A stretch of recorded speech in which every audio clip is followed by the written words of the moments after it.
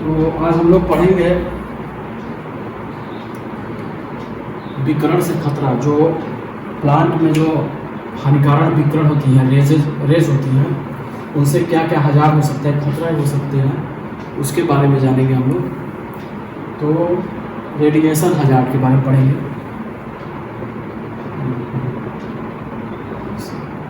Radiation hazard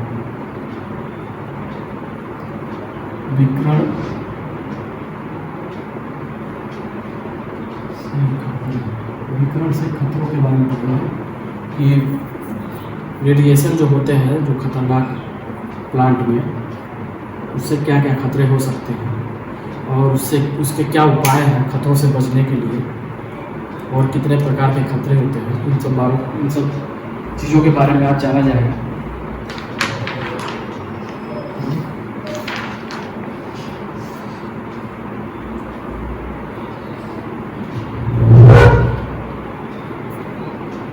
radiation विकिरण के, इसमें लिखते हैं हमारे विकिरण के संपर्क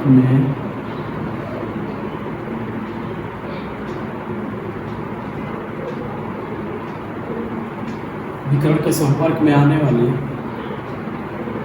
आज हम लोग रेडिएशन हजार्ड के बारे में पढ़ रहे हैं, विकिरण से खतरा के बारे में।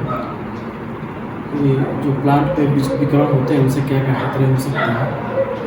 तो विकिरण के संपर्क में आने वाले किसी व्यक्ति पर, विकिरण के संपर्क में आने वाले किसी व्यक्ति पर long time effect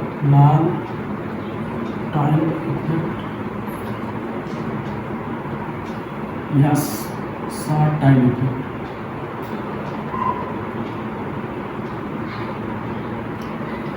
long time effect या शॉर्ट टाइम इफेक्ट हो सकता है।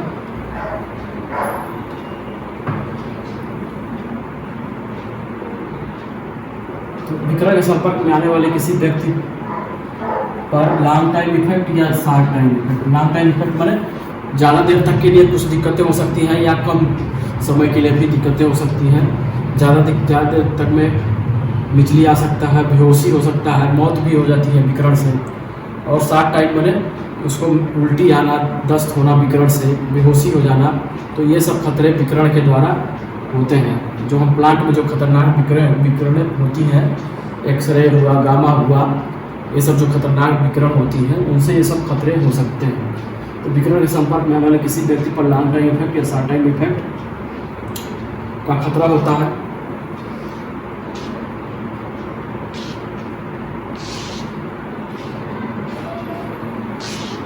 विकिरण के ज़्यादा संपर्क में आने से अधिक विकिरण के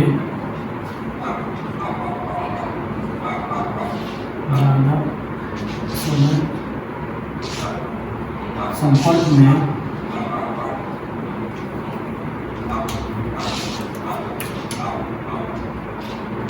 आने पर कैंसर का भी खतरा बढ़ जाता है।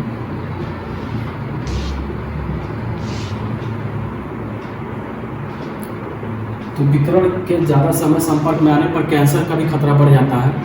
अगर आप ज़्यादा समय तक विकिरण में यानी हानिकारक रेज के अंडर काम कर रहे हैं बिना किसी सेफ्टी प्रिकॉशन के, तो उससे आपको कैंसर का भी खतरा बढ़ जाता है विकिरण से। इसलिए अनावश्यक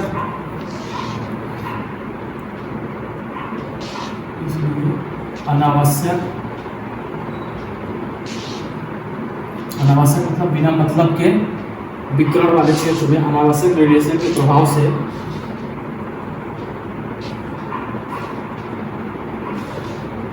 से हमें हमेशा बचना चाहिए।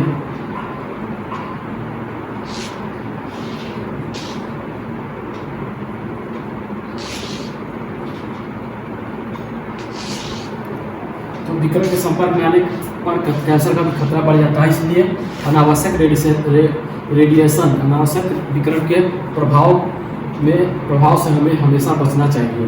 यानी बिना मतलब के, बिना कार्य के हमें जहाँ पर विकिरण वाला क्षेत्र है वहाँ पर नहीं अधिक समय तक रहना चाहिए। या अगर कार्य भी करना हो तो एक मजबूत सेफ्टी के साथ वहाँ पर कार्य करना चाहिए। वो अभी आगे आपको पढ़ाया जाएगा, अभी आगे कंटिन्यू हम करेंगे कि उससे बचने के क्या तरीके हैं। तो रेडिएशन पर से हमें बचना चाहिए। बहुत सारे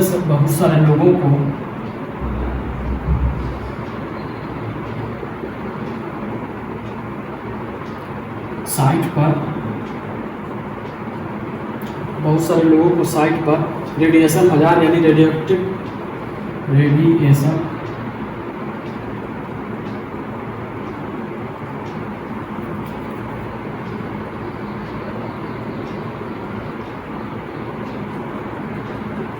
यानी रेडिएक्टिव सब्सटेंस के साथ रहकर काम करना पड़ता है।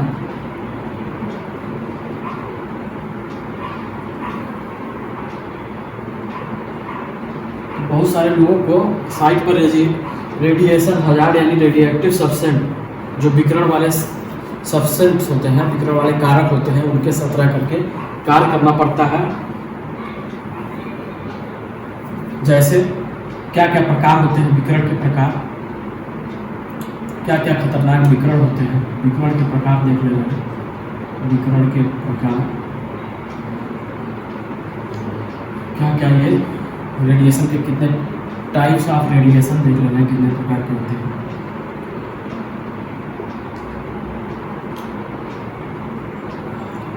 तो पहला है अल्फा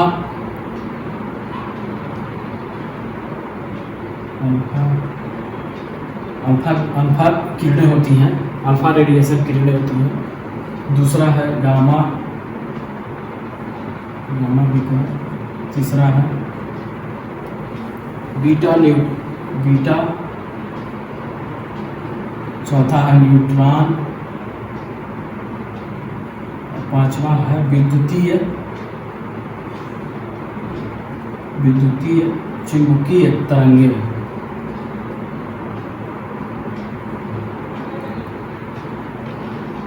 तो इतने टाइप के रेडिएशन होते हैं। पहले अल्फा होता है, गामा होता है, बीटा होता है, तीसरा होता है बीटा होता है, चौथा होता है न्यूट्रॉन और पांचवा है विद्युतीय चुंबकीय तरीके।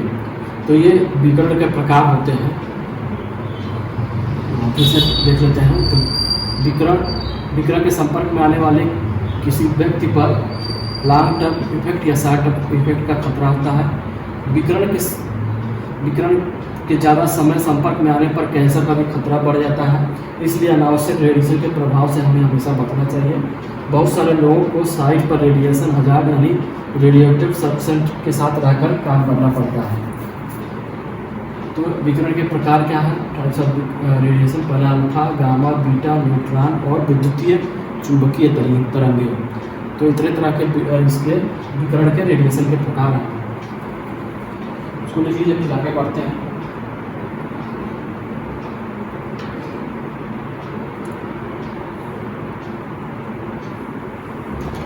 अब रेडिएशन से हम जानते हैं कि क्या सेहत पर प्रभाव पड़ता है। विकिरण से सेहत पर क्या प्रभाव पड़ता है?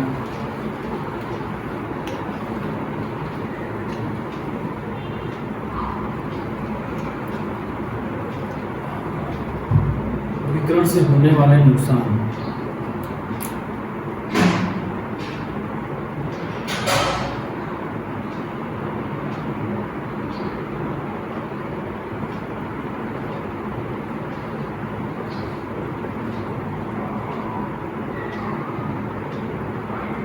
तो विकिरण से क्या क्या नुकसान होते हैं इसके बारे में हम जानेंगे। पहला है मितली, उल्टी और दस्त। ये शॉर्ट टर्म, लॉन्ग टर्म और शॉर्ट टर्म हमने जो बताया था कि इफेक्ट हो सकते हैं। तो ये शॉर्ट टर्म में है, आपको विकिरण से आपको मितली हो सकती है, चक्कर आ सकती है, उल्टी हो सकता है और दस्त होने के भी खतरे होते हैं। अगर प्रिकॉशन से अगर काम ना किया जाए रेडिएटिव एरिया में, तो उससे आपको मितली, उल्टी और दस्त हो सकता है। दूसरा है त्वचा जलना, त्वचा जलना, यानी स्किन पर इरिटेशन हो सकता है, स्किन बर्न हो सकती है अगर खतरनाक विकिरण के, और वहाँ पर अगर उसकी मात्रा अधिक है, रेडिएशन अगर उसका अधिक है, तो उससे आपको त्वचा जलना, त्वचा आपकी जल सकती है, बर्न हो सकती है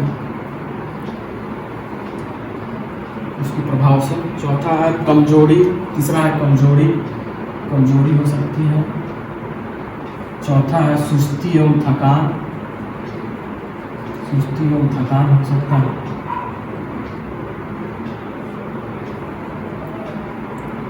भूख में कमी, बेहोशी, पांचवा है भूख में कमी। छठवां है बेहोशी। सातवां निर्जलीकरण, निर्जलीकरण मतलब शरीर में पानी की कमी हो सकती है।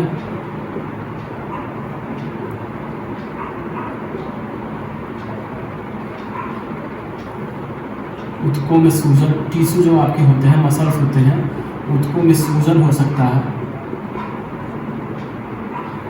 तो ये खतरे हो सकते हैं विकिरण से, हानिकारक रेज से। तो विकिरण से क्या क्या नुकसान होते हैं हम इसको जान लेते हैं फिर से। पहला मितली, उल्टी और दस्त।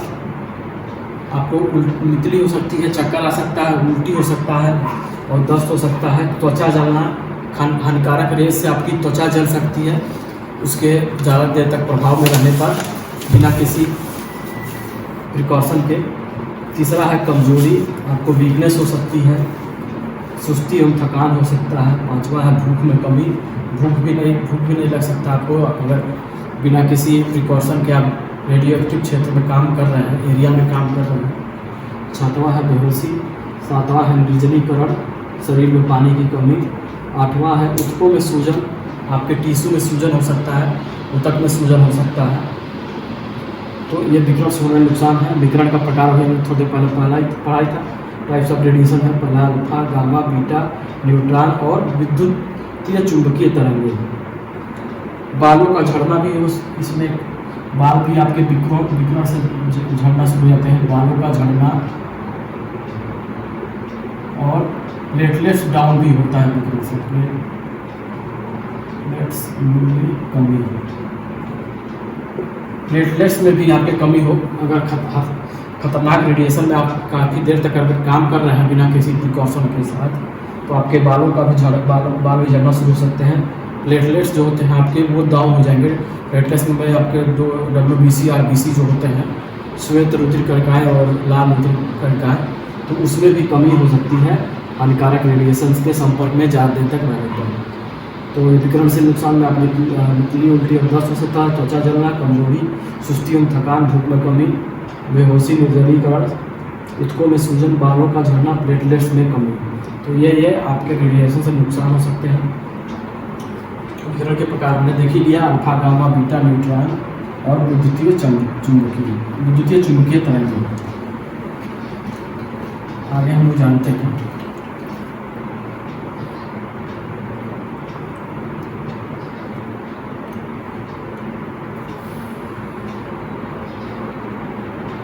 विकिरण से बचने के तरीके। विकिरण से बचने के तरीके, खतरनाक विकिरण से बचने के तरीके क्या क्या हो सकते हैं। तो खतरनाक विकिरण से बचने के क्या क्या तरीके हो सकते हैं, इसको जानेंगे। तो पहला है आयन गैस,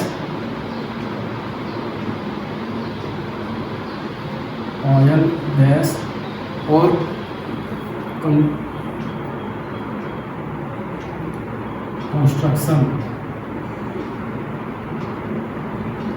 कंस्ट्रक्शन इंडस्ट्री में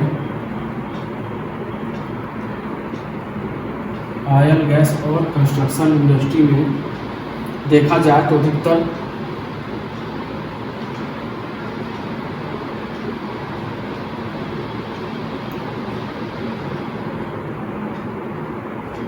रेडियो एक्टिव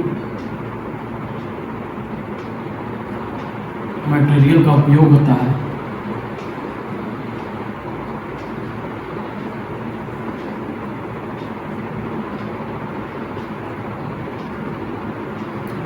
आयल गैस और कंस्ट्रक्शन इंडस्ट्री में देखा जाए तो अधिकतर रेडियो एक्टिव मटेरियल का उपयोग होता है,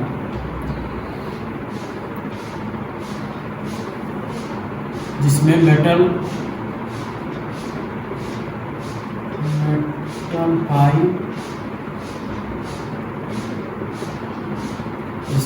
पाइप और इक्विपमेंट में किए हुए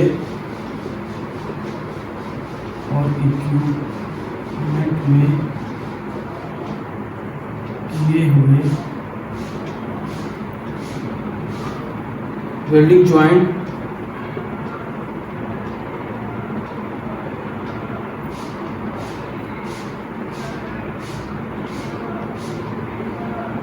को एक्सरे के माध्यम से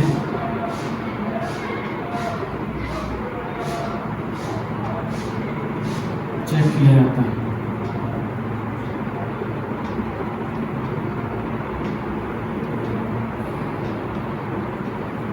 जिसे रेडियोग्राफी कहते हैं।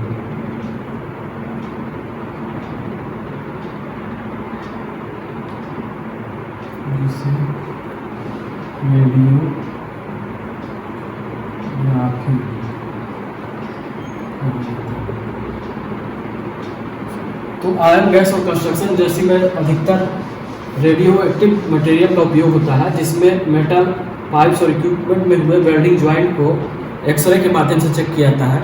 जो उसमें वेल्डिंग ज्वाइंट होते हैं उसको एक्सरे के माध्यम से चेक किया जाता है, कहीं से लीकेज उकेज तो नहीं है या कहीं से कुछ टूटा फूटा तो नहीं है, तो उस समय विकिरण का खतरा बहुत बढ़ जाता है, जिसे रेडियोग्राफी कहा जाता है।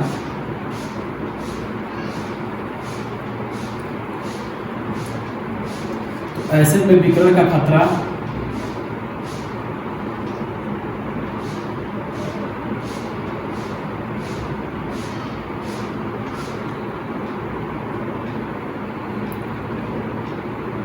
बढ़ जाता है। ऐसे में विकिरण का खतरा बहुत बढ़ जाता है, जिसके बचाव के लिए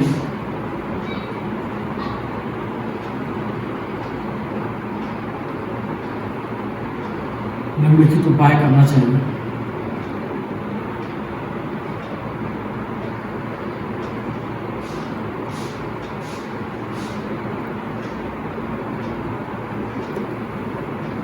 तो आयल गैस और कंस्ट्रक्शन इंडस्ट्री में देखा जाए तो अधिकतर रेडियो एक्टिव मटेरियल का उपयोग होता है, जिससे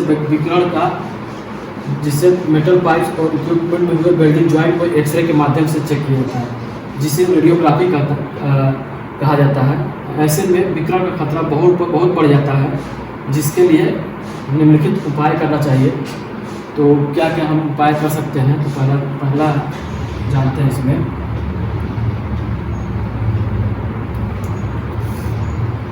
तो रेडियो एक्टिव एक्सपोज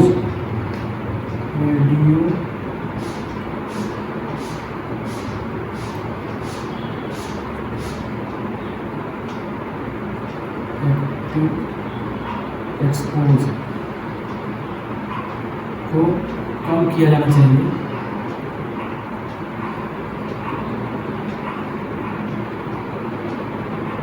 जिससे विकिरण का खतरा कम हो जाए।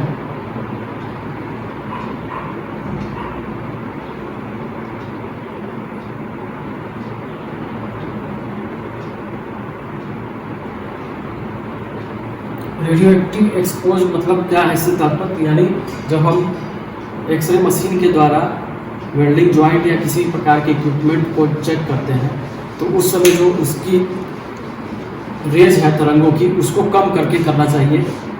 हाई करने पर जो उसमें जांच कर रहा है व्यक्ति, उस पर इफेक्ट पड़ सकता है। तो रेडियो एक्टिव एक्सपोज को कम करना चाहिए काम के दौरान, जिससे विकिरण का खतरा कम हो जाता है। तो ये एक बचाव का तरीका है। दूसरा,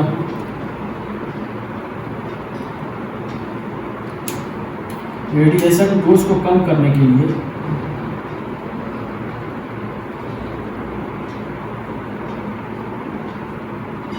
यानी रेडिएशन तरंगों को कम करने के लिए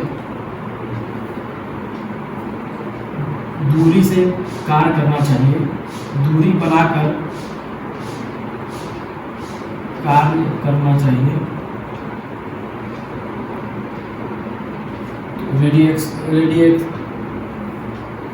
रेडिएशन डोज को कम करने के लिए दूरी बनाकर कार्य करना चाहिए।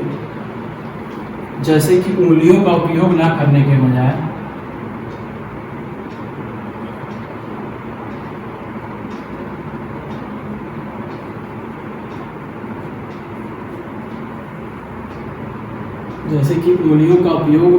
करने के बजाय चिमटे का उपयोग करना चाहिए।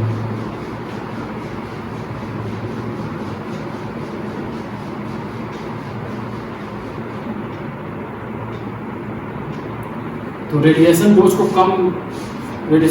कम दूरी बनाकर कार्य करना चाहिए। रेडिएशन को कम करने के लिए दूरी बनाकर कार्य करना चाहिए। तो कम करने के लिए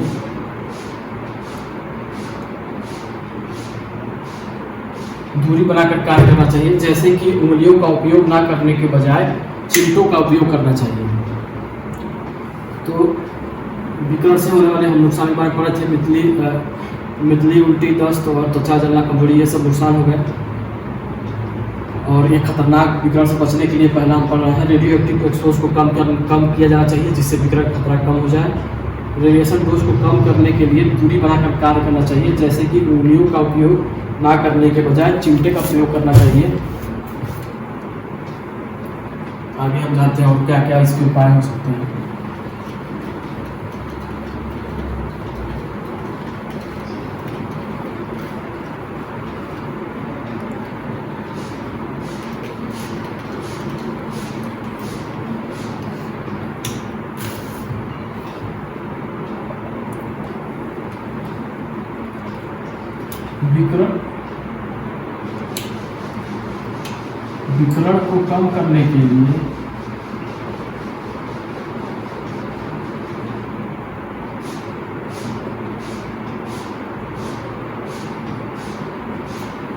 विकर्ण को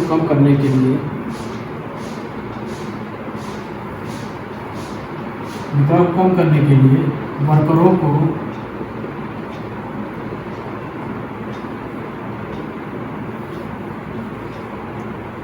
सुरक्षा ढाल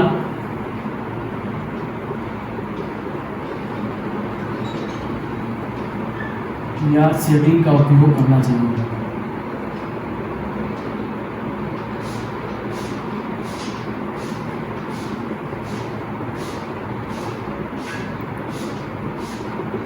विकर्ण को कम करने के लिए वर्करों को सुरक्षा ढाल या शेडिंग मतलब का उपयोग करना चाहिए। इसका यह तात्पर्य है कि रेडियो एक्टिव जैकेट आते हैं जो उनको पहन करके कार्य करना चाहिए।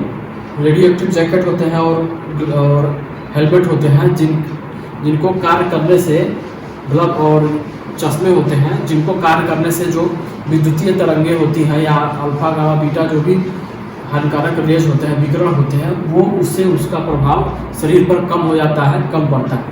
तो विकिरण को कम करने के लिए वर्करों को सुरक्षा ढाल या शेडिंग का उपयोग करना चाहिए। तो वो रेडियो एक्टिव जैकेट होते हैं जिनको पहन करके हम वर्करों को काम करना चाहिए अगर हानिकारक रेडिएशन एरिया में।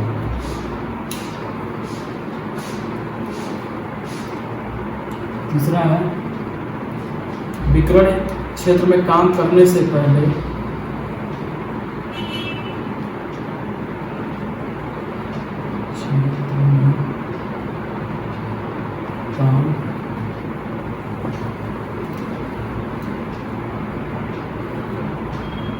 विकिरण क्षेत्र के चारों तरफ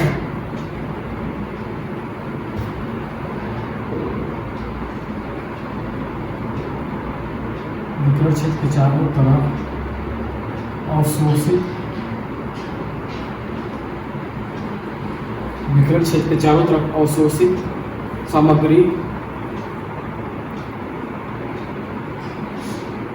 या शेडिंग मटेरियल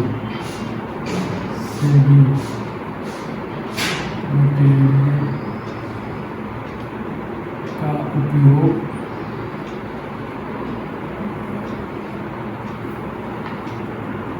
करना चाहिए। तो विकिरण क्षेत्र के चारों तरफ औषधि सामग्री या शेडिंग मटेरियल का उपयोग करना चाहिए। इसका सबसे अच्छा उदाहरण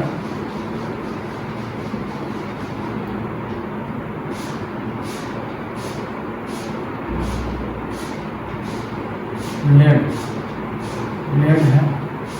लेड एक प्रकार की धातु होती है, लेड है, जो कि अल्फा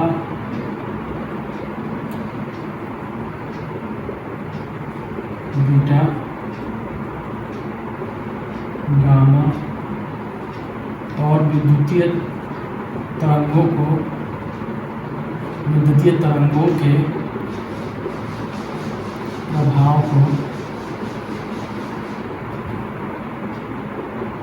कम कर देता है।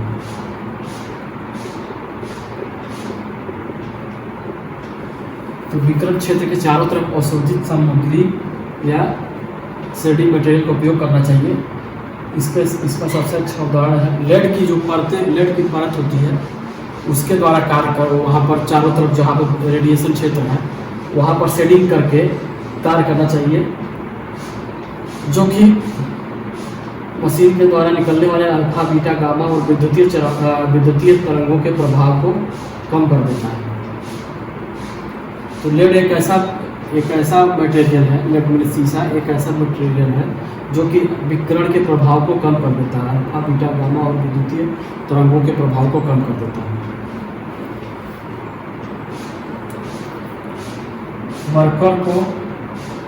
वर्करों को सही ट्रेनिंग प्रदान करना चाहिए। सही ट्रेनिंग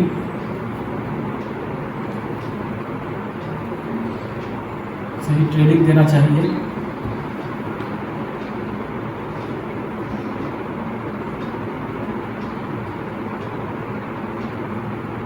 विकिरण से बचाव के लिए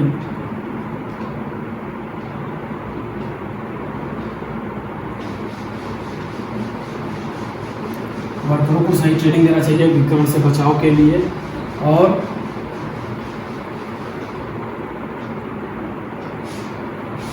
समय समय पर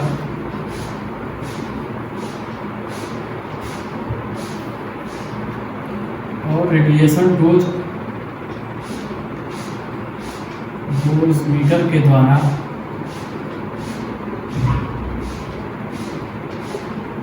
समय समय पर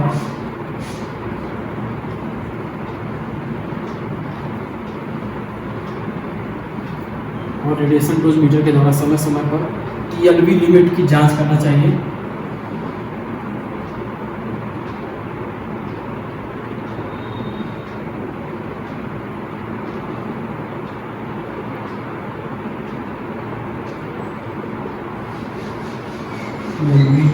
TLV लिमिट की जांच करते रहना चाहिए।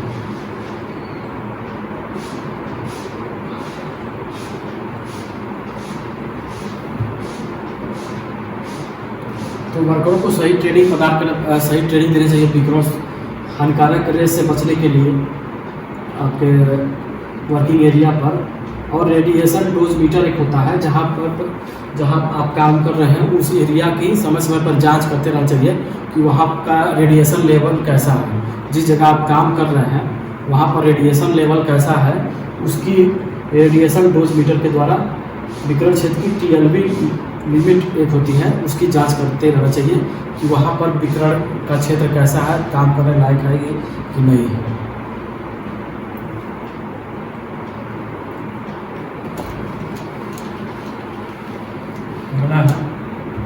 विकिरण वाले क्षेत्र पर विकिरण वाले क्षेत्र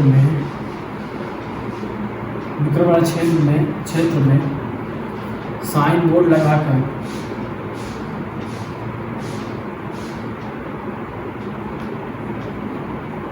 विकिरण वाले क्षेत्र में साइन बोर्ड लगाकर बैरिकेड करना चाहिए।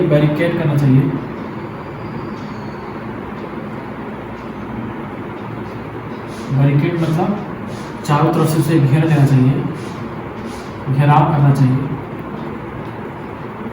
विक्रम वाले क्षेत्र में साइन बोर्ड लगा कर बैरिकेड करना चाहिए।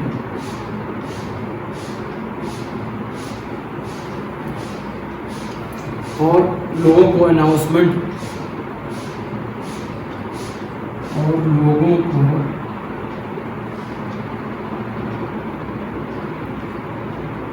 लोगों को सूचना बताकर अलर्ट करना चाहिए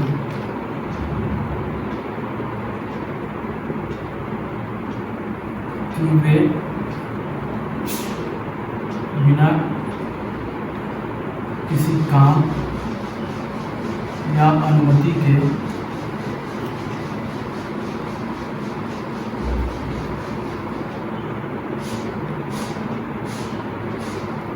विकिरण वाले क्षेत्र में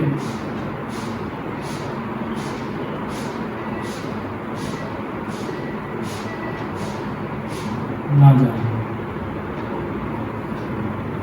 तो विकिरण वाले क्षेत्र में साइन बोर्ड लगा करके जहाँ पर भी हानिकारक रेडियो एक्टिव एरिया है वहाँ पर साइन बोर्ड लगा करके या बैरिकेड करके घेराव करके लोगों को अलर्ट करना चाहिए कि वह बिना किसी अनुमति के विकिरण वाले क्षेत्र में ना जाए।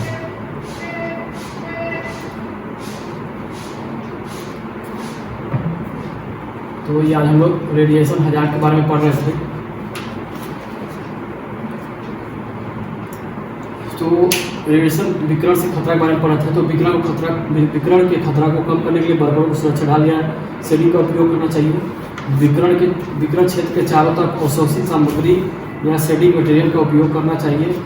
इसका सबसे अच्छा उदाहरण लेड है जो कि अल्फा बीटा गामा और विद्युतीय तरंगों के प्रभाव को कम कर देता है। वर्करों को सही ट्रेनिंग प्रदान करना चाहिए कि विकिरण से बचाव के लिए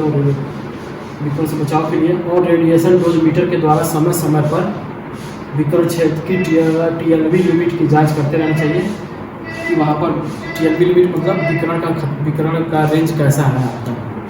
और विकिरण वाले क्षेत्र में साइन बोर्ड लगाकर या बैरिकेड करके घेराव कर देना चाहिए कि कोई भी व्यक्ति बिना अनुमति के उस वाले क्षेत्र में ना जाए जिससे किसी प्रकार का खतरा ना हो। तो